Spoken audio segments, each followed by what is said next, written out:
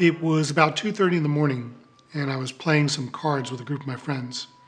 I was still living with my parents at the time, and I figured I probably should have been home about an hour before that. Got on the highway, and a little over the speed limit, probably about 75 miles an hour. Got myself in the left lane so I could pass any of the slower drivers on the right. There weren't anybody on the right that night except for someone coming in the opposite direction. A drunk driver got on the road, and we met on an overpass. So the only thing I saw was two headlights. That was it. When I woke up in the hospital and my parents were holding my hands crying, it was then that I realized that something profound happened. Because sometime between the accident and waking up in the hospital, something must have happened to me, because when I woke up, I was laughing. I had tears of joy coming out of me. I felt an incredible sense of joy, but I could only describe as bliss. And I realized something else, that I was in excruciating physical pain, but it almost didn't matter to me. I knew somehow that I was not just that body that was broken and battered. I knew that I was something more than that. I knew I was a physical being in that moment, bleeding and broken.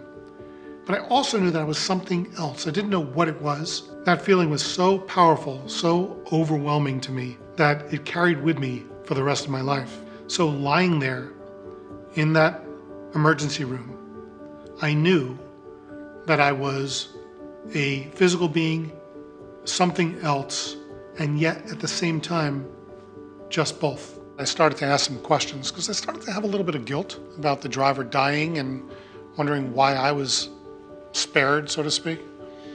And a lot of questions kept popping up. Who am I really? Why am I here? What is the purpose of life? What is the purpose of my life? The experience that I had of being something more than just a body was the most influential in getting me to really go on a deep journey, to really get the answers to a lot of those questions. Originally, I thought, wouldn't it be cool if I can kind of control my life a little bit?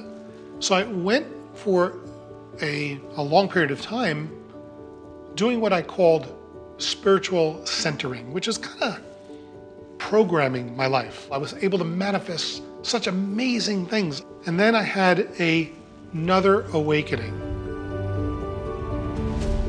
It wasn't the purpose of my life. Maybe it wasn't the best use of my life to just kind of play these mind games and manipulate my world. Even though it was a lot of fun and I felt incredibly powerful, it paled in comparison to the power I felt lying in the hospital room, that sense of being just connected to everything and everyone. At that very moment, I felt like I was more me than I ever had been before in my life. So I decided I'm not going to do that anymore. I'm not going to try to create the world that I want. I'm not going to try to manifest things the way I could. For me, I needed to be more of the observer, that other aspect of me that was in that hospital in 1978, that part of me that watched, observed, was in awe of the movie of life.